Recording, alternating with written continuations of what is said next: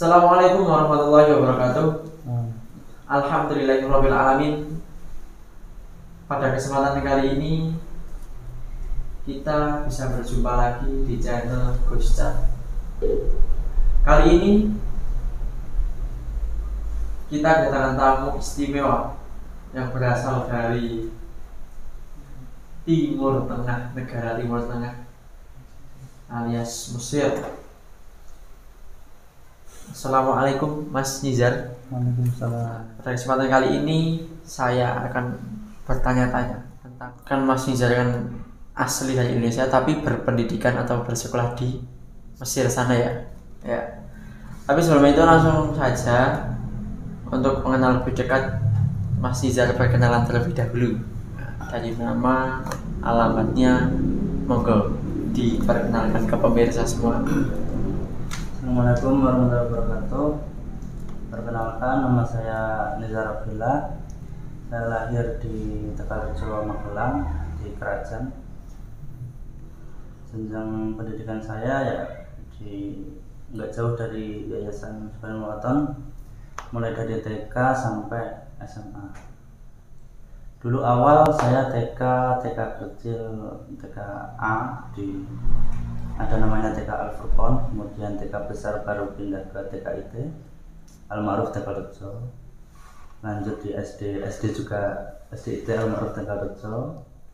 Kemudian lanjut di SMP Subhanul Waton. Waktu itu baru berdirinya. Iya, awal banget.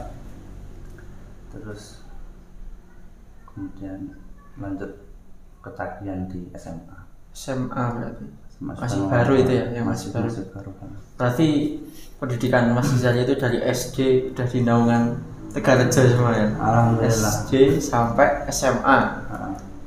Jadi awalnya emang ya kan dekat rumah. Oh iya, dekat Kan rumah. rumahnya dekat juga. Terus SMP waktu itu awalnya pengen di luar negeri gitu. Oh Ya, iya. sekolah negeri, SMP negeri kota. Cuman sama orang tua nggak boleh. SMP harus mondok, SMA baru boleh terserah gitu kan. Oh iya. Cuman waktu itu ya mau nggak mau ya udah ikut orang tua kan. Ya alhamdulillah sampai mondok kok SMA-nya jadi nggak pengen keluar. Udah kerasa. Udah tahu. Oh, Ini enaknya mondok itu gimana? Aku udah tahu. ya, Ini. udah ketagihan Udah banget. ketagihan mondok. Kayak nggak mau mendua lagi gitu loh. Sakit aja berdua toh. Terus nol tenang. Udah terus. Ya alhamdulillah dari SMA lulus lanjut ke sana. Nah, kalau boleh tahu untuk kan SMP masih baru-barunya itu. Untuk SMP itu sendiri Mas Nizar itu angkatan apa? Saya angkatan Hisbi, Hisbi. angkatan ketiga. Jadi ada Asfi, kemudian Bazli, Ya. kemudian saya Hisbi. Waktu itu belum banyak gedung, Masih ya hutan lah, hutan belantara. masih pembangunan gitu. Jadi ya alhamdulillah menikmati jadinya, ya ikhlas terus. Ya itu jadi ngajinya juga kan enak. Oh iya. Setelah itu SMP lulus langsung kemauan sendiri melanjutkan ke SMA. kok nggak ke SMK? Karena saya dari dulu sukanya matematika sama IPA. Jadi saya nggak ada bayangan pengen ke SMK gitu. Kan dulu juga pengen maksudnya kuliah gitu kan. Terus akhirnya ambil SMA. Mau nggak mau ya kalau nggak di SWK di luar ya saya SMA gitu. Karena saya suka matematika, IPA, ya udah saya ke SMA ambil jurusan IPA. Kalau untuk angkatan SMA-nya sendiri, angkatan apa? Alhamdulillah angkatan ketiga juga. Angkatan Hilyu ya. Ya masih banyak inilah ikhtiarnya. Iya, kan masih baru Banyak juga. tiragatnya. SMA itu berarti angkatan ketiga ya masih baru toh. Itu juga belum, kalau kan sekarang udah di Secang gitu. Itu dulu masih di Garjo ya berarti? Di Garjo, masih bersama dengan anak SMK dan SMP. Alhamdulillah bisa melalui dengan lancar. Ya. Jadi tadi udah dari pendidikan sampai SMA. Jadi langsung saja kita menuju jenjang pendidikan yang ditempuh di Mesir gitu ya. Nah, untuk masih jalan ini ke Mesir itu dari keinginan sendiri, kemauan sendiri atau gimana? Atau dari orang tua? Atau emang keinginan sendiri, dan itu dari sejak kapan? Itu misalnya keinginan sendiri itu. Sebenarnya ini ya jalan dari Allah. Saya tuh dulu waktu SMA sudah ancar-ancar ya pengen tuh masuk ini ya bidang yang kayak BMKG gitu. Dulu saya sukanya gitu. Kalau di SMA belajarnya itu geografi. Nah itu wah seneng pol lah. Terus yaitu ikut SBM, SNM juga, tapi kok ya bukan jalannya. Udah diikuti semua tapi bukan jalannya. Udah nggak keterima semua juga kan, di ya daftar UGM juga, Undip juga, UNY juga, ya ikut SBM itu. Cuman kok nggak keterima. Terus kalau ke Mesir sendiri waktu itu awalnya kan waktu penjengukan ibu sama bapak jenguk kan, terus ya ngobrol gitu, tiba-tiba ibu nawarin itu, ini mau ada pendaftaran ke Mesir gitu. Terus saya musyawarah dulu lah. Terus waktu itu emang dari ada ibu didhawuhi saking Pak Izzuddin itu wonten pendaftaran Mesir wonten menawi pengen teman. Nah terus ibu mendahului pulau, terus saya ya waktu itu dawuhnya, Mas ini ada pendaftaran ke Mesir, minat mboten, minat enggak? Terus enggak, mboten apa-apa, enggak apa-apa. Terus ya dicoba dulu, kalau keterima ya alhamdulillah, kalau enggak ya enggak apa-apa gitu kan. Terus ya soalnya kan yang SBM saya nggak keterima, ya coba aja. Waktu itu memang belum ada niatan ke sana, jadi emang coba-coba. Awalnya saya coba-coba dulu, terus akhirnya waktu itu saya pendaftaran itu di hari terakhir pendaftaran. Jadi pendaftaran ke sana waktu saya dulu itu hanya 1 minggu. Jadi umpama tanggal sekian sampai sekian itu dibatasin. Pendaftaran seleksi ke Mesir dibatasin 1 minggu. Alhamdulillah waktu itu dapat yang hari terakhir. Terus saya daftar, terus nggak lama yang waktu itu agak dilema. Udah mendaftar, kemudian ya udah keluar jadwal tes seleksi. Waktu itu saya seleksi di UIN Sunan Kalijogo, Yogyakarta. Di sana itu tanggal 12 Mei pas bareng sama wisuda SMA. Jadi wisuda Sabtu, ujian seleksi Sabtu juga. Dan ujian seleksi kan pagi. Jadi kalau umpama berangkat dari sini pagi pun nggak nyampe gitu. Iya. Jadi ya waktu itu kemudian ya soal Pak Den, ini ku apa nggak ikut wisuda. Nggak ikut akhirnya. Ya dengan berat hati memilih yang tes seleksi dulu. Ya udah, terus akhirnya Jumat malam, Kamis malam Jumat dijemput Bapak Ibu, kemudian pulang buat persiapan Jumatnya, buat persiapan Sabtunya besok. Nah, Jumat siang saya kemudian ke Jogja nginep di saudara, terus ya nginep di sana cuma sehari. Habis itu paginya diantar ke tempat seleksi. Ada di sana ujian biasa, ujian. Nah, kebetulan waktu itu ini ya pengalaman apa, kartu ujiannya ketinggalan Biasa.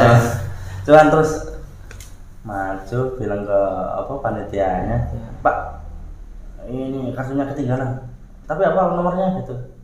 Hafal Pak? Oh yaudah duduk aja gitu.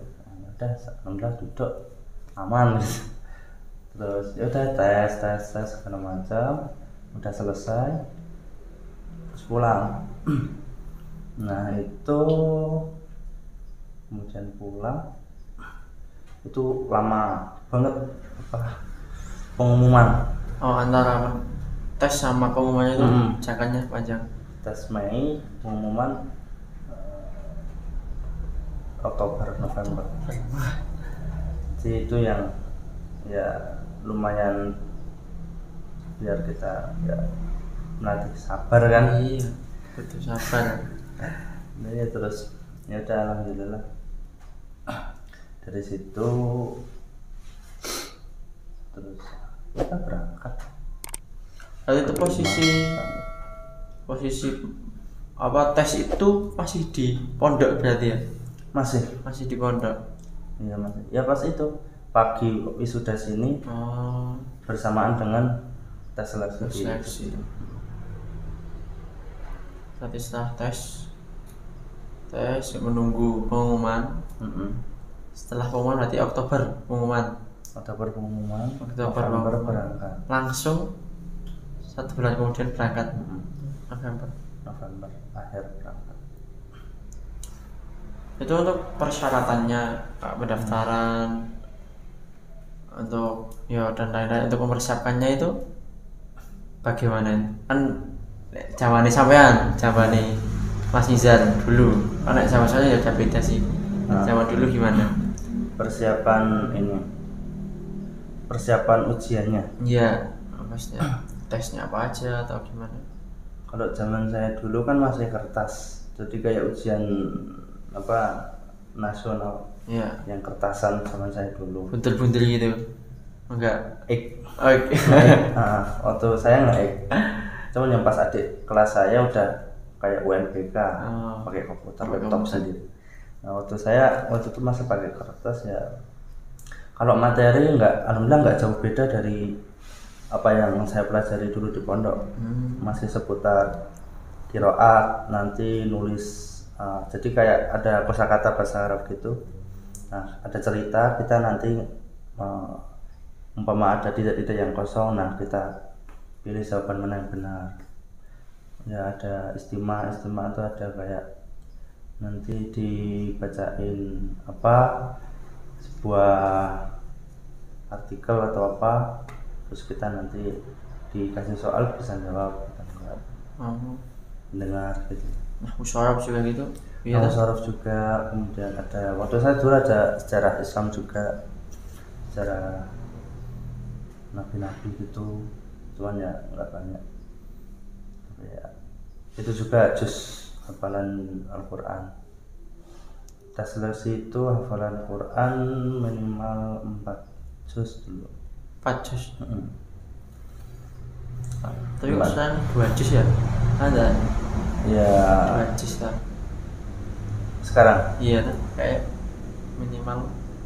Kayaknya waktu dulu saya 4 juz, cuman jadi waktu tes itu dari pihak panitia nggak tahu ya, nggak apa semua yang ini atau enggak, yang mampu ya atau enggak, ditanyain kamu hafal berapa juz gitu, 1, 2, 3, nah, kemudian nanti ditanya sesuai, biasanya ya itu sesuai apa yang kita mampu gitu. Iya.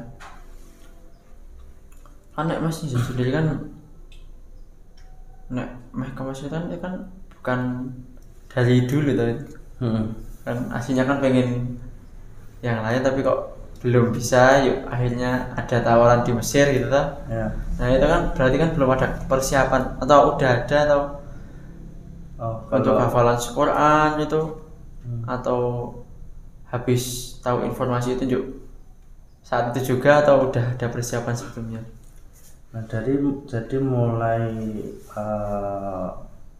setelah tes seleksi kan itu lama sampai pengumuman, dari Mei sampai November itu.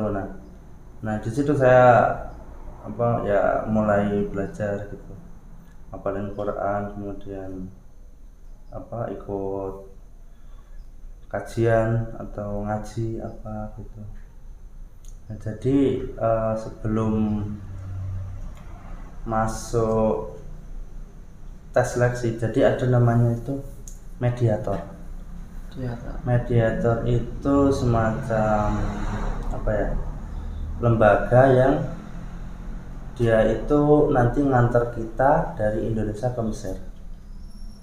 Mediator itu kalau yang sekarang yang paling besar itu namanya ada Rehlata sama Muntaza. Oh iya, berarti kayak pelatihan itu tuh? Pelatihannya Rehlata itu berbasis di Ciputat, Tangerang Selatan, kalau Muntaza di Bojonegoro. Ya.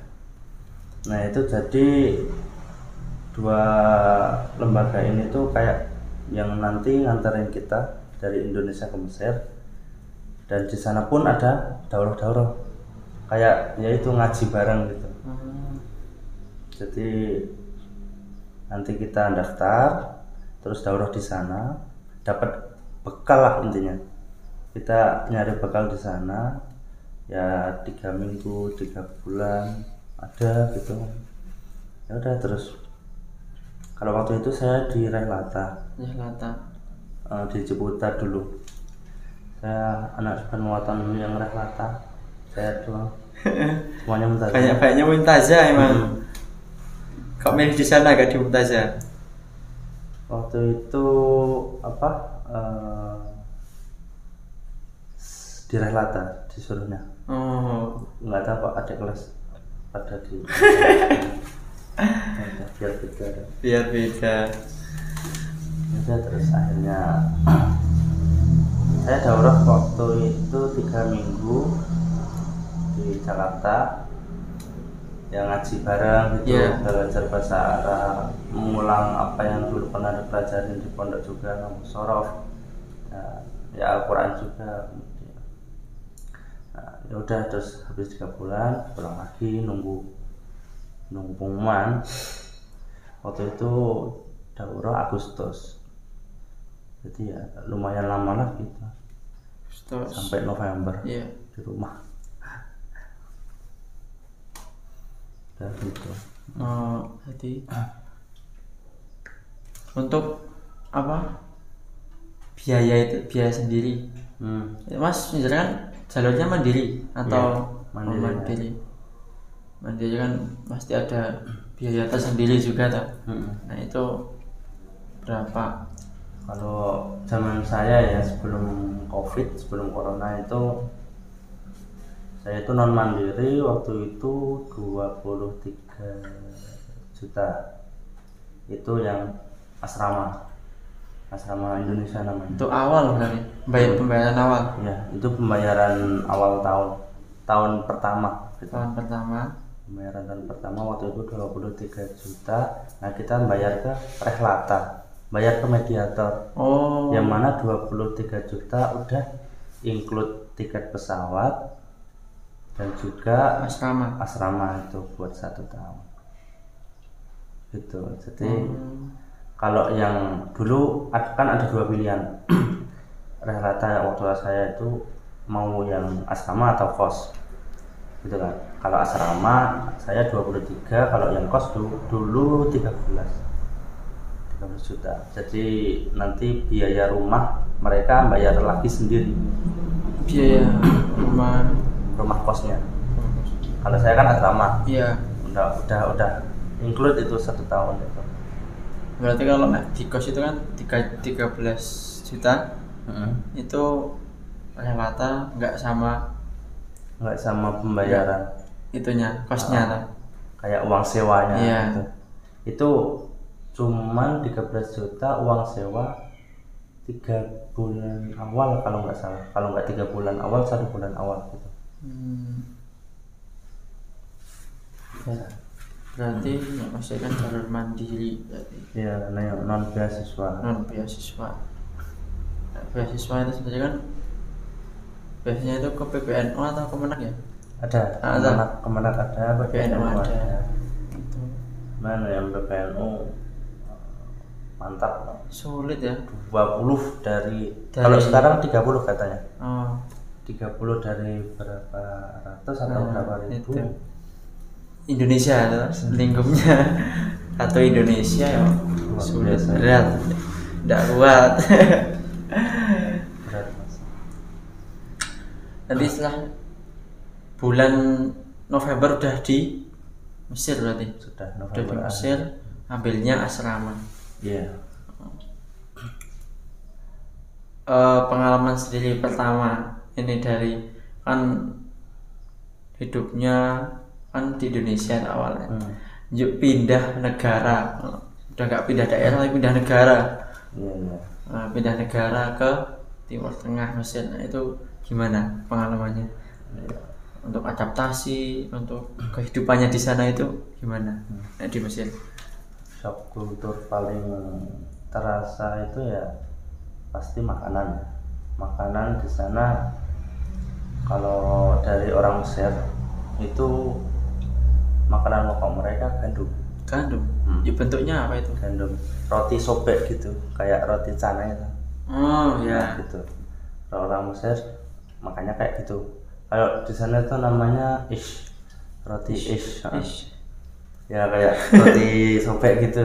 Nanti ada di Google ISC gitu. Ya, coba dicari pemirsa. Gitu.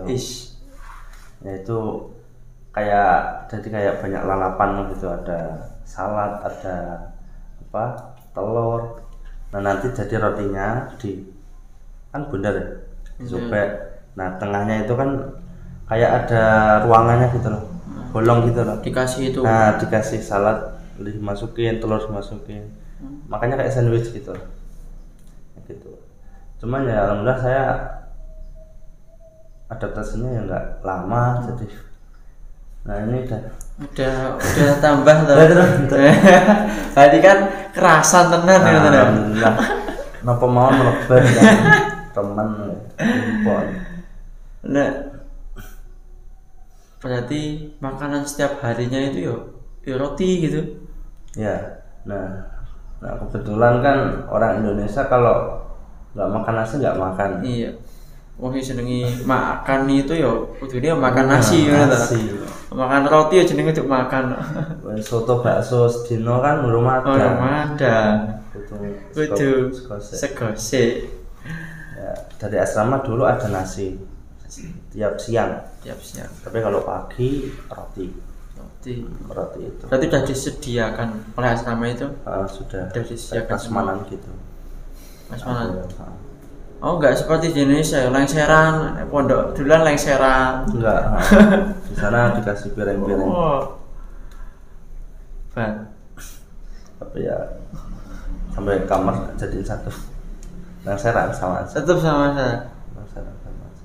Nah, dulu pas pertama ke sana kan, ya terus nyari temennya gampang nggak? Mudah. Kalau nyari teman Indo dari Mediator itu. Mediator. Kan kita berangkat bareng. Tahun ini Mas Zil itu berapa yang berangkat? Ada berapa? 100-an. Dari itu? Dari Mediator. Itu saya kloter pertama yang berangkat pertama gitu. Itu semua satu asrama semua? Nah itu ada yang asrama Nah dan ya, kos. berarti tapi nek satu asrama, satu Oh, asrama. iya.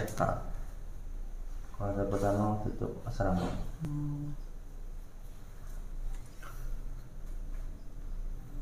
Untuk kegiatannya, untuk kegiatan itu langsung mulai pendidikannya atau gimana? Oh, jadi waktu pertama kali di sana, zaman saya ya, zaman sekarang udah agak ya ada beberapa perubahan. Kalau zaman saya dulu itu ada namanya daurah lughah. Jadi semacam pelatihan bahasa 1 tahun buat syarat kita bisa kuliah di Al-Azhar. Nah, dan itu apa ya setelah kita sampai kan, itu biasanya Desember, kan saya November. Desember itu ada ujian tahdid mustawa. Itu ujian penentuan tingkat kita di daurah lughah. Jadi di daurah lughah itu nanti ada 7 tingkat, 7 kelas lah. Dari kelas mubtadi, mutaqaddim, terus apa? Yang terakhir mutamayyiz.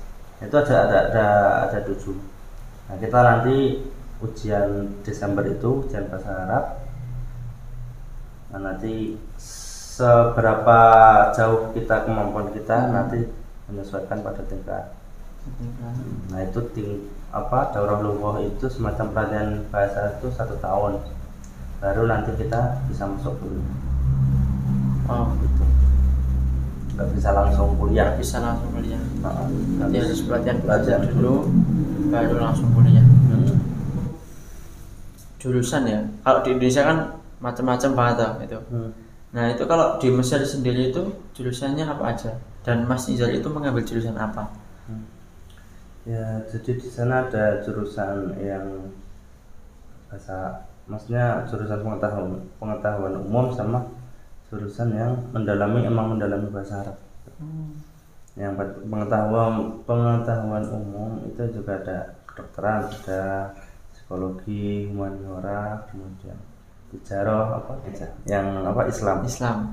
Yang Islam itu yang kebanyakan mahasiswa Indonesia ambil. Jadi ada 4 fakultas. Di sana ada fakultas Syariah Islamiyah, fakultas Usuluddin, Lughah Arabiyah, dan juga Dirasat Islamiyah. Nah, jadi 4 fakultas ini yang biasanya mahasiswa Indonesia ambil. Kebanyakan ya mahasiswa mengambilnya. Ya, soalnya kuliahnya nggak bayar. Nggak bayar. Ditanggung siapa itu? Ya, kita di sana itu bayar kayak ini loh, daftar ulang. Cuman bayar Setiap tahunnya. Daftar ulang setiap tahun. Ya, daftar ulang setiap tahun sama beli kitab. Beli kitab.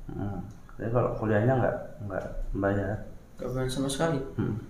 Nah, untuk asrama juga itu udah Apa ya? juga 1 tahun asrama juga. Ya, saya asrama 1 tahun, kemudian tahun kedua pindah di kos. Oh, itu. Ya itu pas di asrama saya di pelatihan bahasa. Waktu pindah ke kos saya udah di perkuliahan. Nah, Mas Jan sendiri ambil jurusan apa? Saya ambil jurusan Syariah Islam. Syariah Islam ya. Jadi masuk tahun berapa tuh Mas Jari? Kuliah 2019.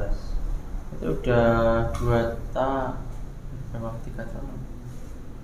Iya, 3 tahun lah berarti. Tahun ketiga. Tahun ketiga Juk 4 tahun tuh biasa tuh sama kan? 4 tahun. Cuman di sana kan kehitung 5 tahun tambah. Iya, pelatihan. Jadi tahun besok 4 tahun. Ya udah selesai gitu. Iya.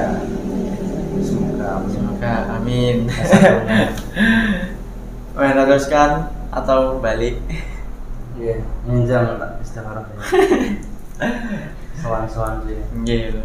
Nah, ya udah Mas Zan, kita cukupkan sekian dulu sesi pertama ini.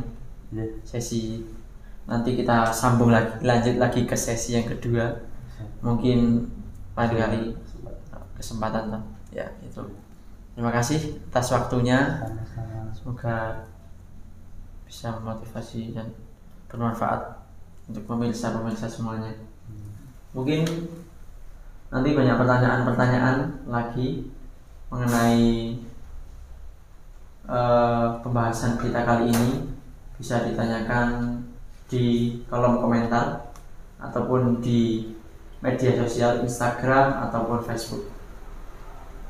Kita bisa lanjut nanti kita di part 2. Cukup sekian. Wabillahi taufiq wal hidayah. Wassalamualaikum warahmatullahi wabarakatuh. Waalaikumsalam.